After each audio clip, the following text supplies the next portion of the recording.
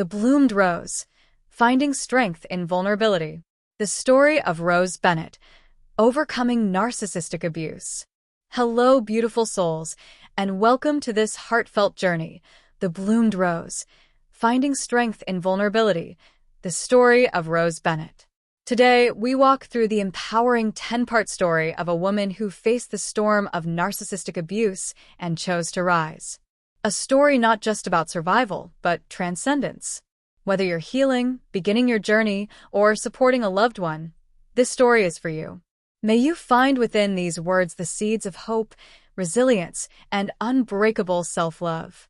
If you'd like the extended version of The Bloomed Rose, Finding Strength in Vulnerability, the story of Rose Bennett, overcoming narcissistic abuse. This powerful story, it is available now on Amazon. Make sure to like, share, and subscribe to our channel so you never miss another message of hope and healing. Every click helps us spread light to those who need it most. Also, if you would like to experience the full original 10-part series, you can find it available now on the Narcissism Freedom channel.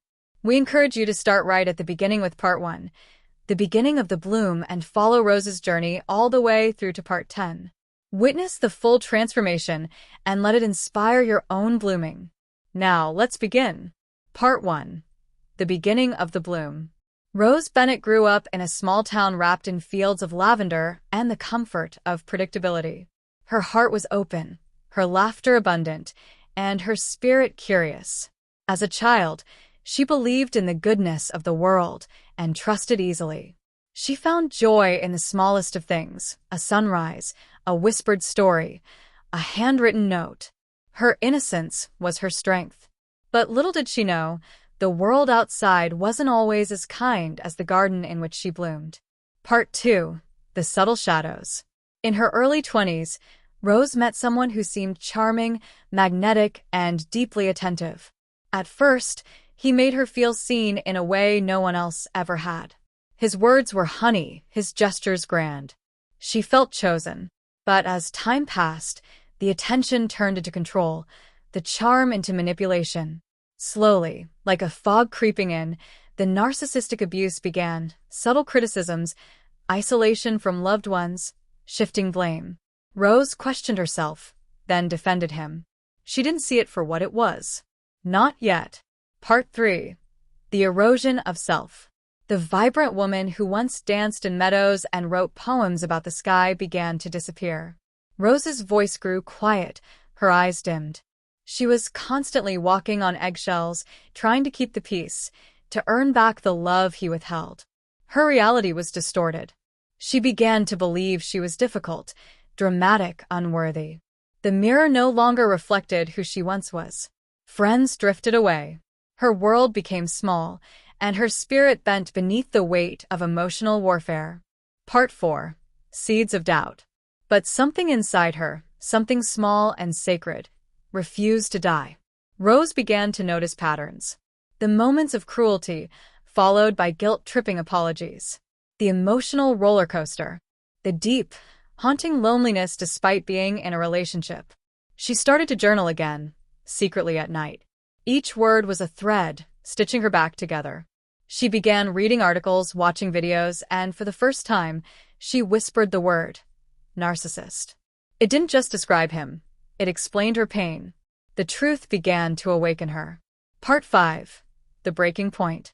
It wasn't one big event that broke her. It was 1,000 little cuts. One day, after another cruel, gaslighting conversation, Rose sat on the bathroom floor and wept, not from sadness, but from clarity. She saw the truth. She was not crazy. She was not broken. She was abused. That night, she packed a small bag and walked out the door. No announcement, no goodbye. Just silence. And strength. The world outside was unfamiliar, but it was hers again. Part 6. The Ashes of Awakening. Freedom felt empty at first. The silence was deafening. Rose moved into a small apartment and cried for days. She mourned the life she lost, the version of herself she gave away. But slowly, she began to breathe again. She found a trauma-informed therapist, joined an online support group, and allowed herself to feel. to grieve, to rage. to hope. Healing wasn't a straight line. Some days she felt powerful, others fragile.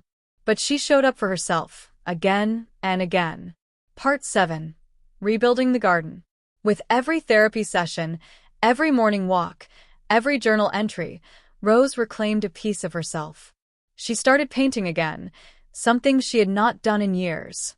She made new friends, ones who saw her, not as someone to fix, but someone to love. She reconnected with family. Her laughter returned. She set boundaries, even when her voice trembled. She stopped apologizing for taking up space.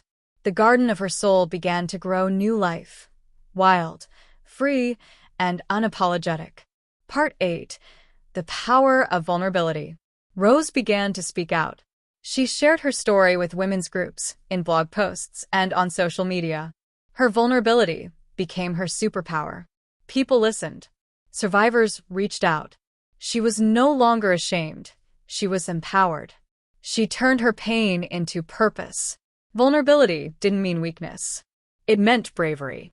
It meant showing up with her scars, not despite them, but because of them.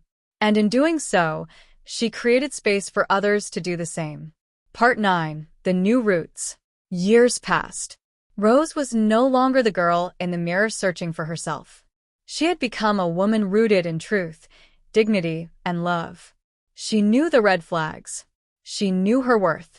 She no longer tolerated breadcrumbs. She didn't fear solitude, she cherished it. Her life was built on authenticity and deep inner peace. Love returned to her life, but it was on her terms. She was not waiting to be saved. She had already saved herself. Part 10. The Full Bloom. Today, Rose stands tall. A rose, indeed soft in petals, but resilient in stem. She speaks with clarity. She loves with intention. Her life is far from perfect, but it is hers, authentic, free, and in full bloom. Her journey through the darkness was not in vain. She became the woman she was always meant to be, not because she avoided the pain, but because she faced it and grew through it. Her story is not unique, but it is powerful. And it is proof that healing is possible. Thank you for joining the sacred journey of Rose Bennett. If this story touched your heart and you would love to dive deeper, the extended version of The Bloomed Rose is available now on Amazon, filled with even more healing, inspiration, and love. If you would like to support the growth of this channel and help us reach more warriors like you can find all the details for the Narcissism Freedom Support Hub and Buy Me a Coffee in the description box below. Your support fuels this movement, a movement for healing, empowerment, and freedom. Do not forget to like, share, and subscribe to help this message reach even more hearts. Turn on the notification bell so you never miss a new release. Together, we are creating a world where survivors rise, heal, and lead. And finally, if you or someone you know is facing domestic violence, please know you are not alone.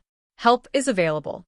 Please call the National Domestic Violence Hotline at 1-800-799-7233.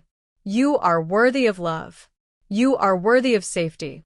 You are worthy of a life where you bloom fully and freely. Stay strong, stay brave, and always remember, your story is not over. It is just beginning.